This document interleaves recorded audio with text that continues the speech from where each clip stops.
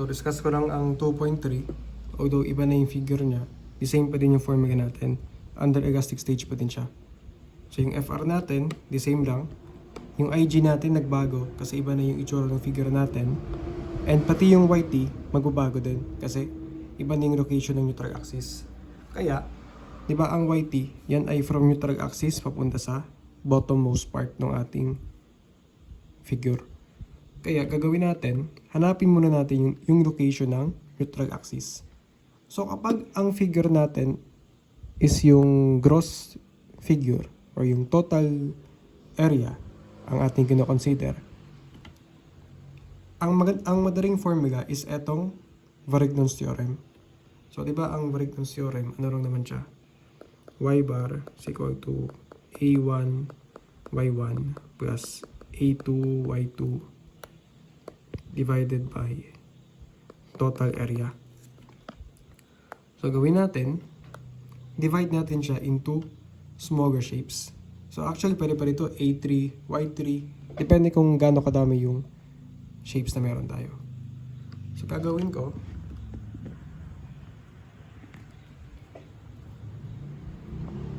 gagawa ko ng shape 1. Tapos, gagawa pa ako ng shape 2 para madali yung pag-solve natin.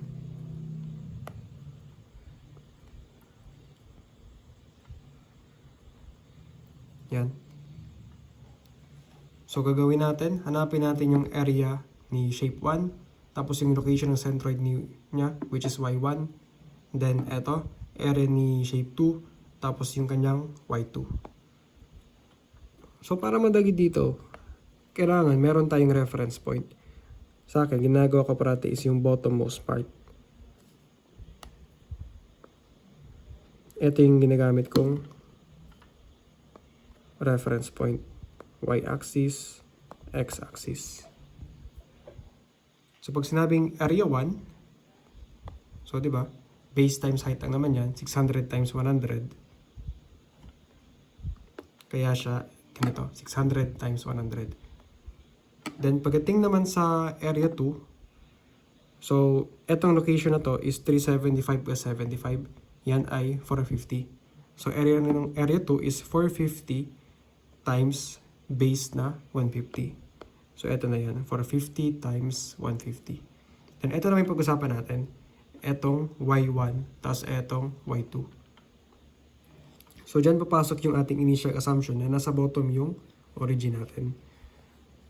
So, imagine natin, ito yung centroid ni shape 1, tapos ito yung centroid ni shape 2. So, ang gusto natin gawin is, ano yung distance niya from origin natin. So, ito lang naman siya.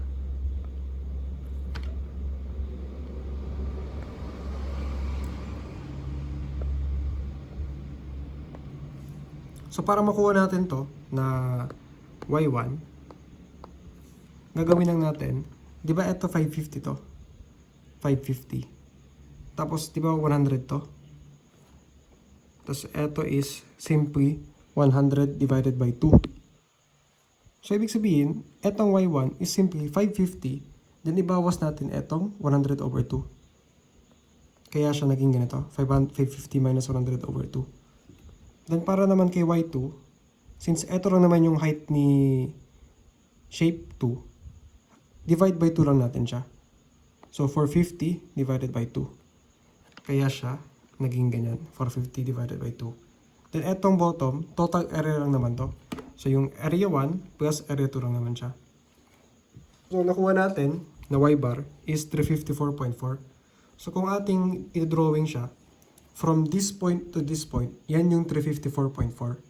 At the same time, yan naging yung YT natin. Kasi di ba ang YT, yan yung distance from neutral axis papunta sa bottom part. So, dual purpose yung paggamit natin dito as origin. Kasi nakuha mo na yung neutral axis, nakuha mo pa yung YT. So, yung YC naman natin, if ever lang na interested tayo, from this point to this point. So, simply, 550 minus etong 354.4. Parang matira is eto. So, siya ay, yan, 550 minus 354.4, and ay 195.6. Yan ang YC, if ever need. Then, dako naman tayo sa gross inertia. So, bago yan, erase muna natin yung data.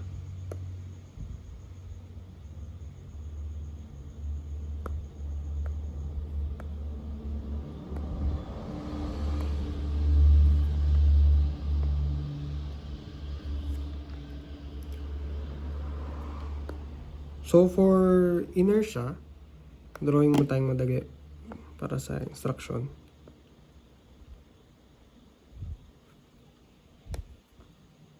Ang idea dito, kapag ang centroid ng isang shape ay nag-coincide sa neutral axis, kumbaga same yung location nila ng neutral axis and yung centroid ng figure. Ang formula natin dyan for rectangle is BH cube over 12.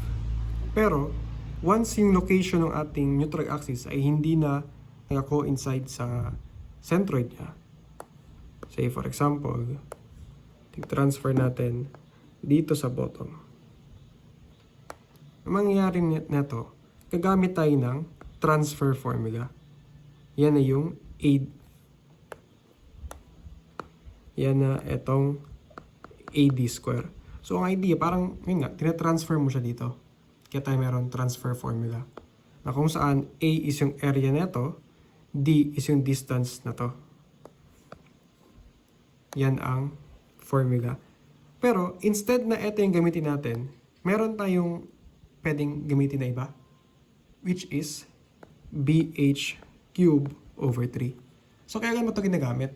Ang BH cube over 3, ginagamit yan kapag yung neutral axis ay saktong nasa base ni rectangle.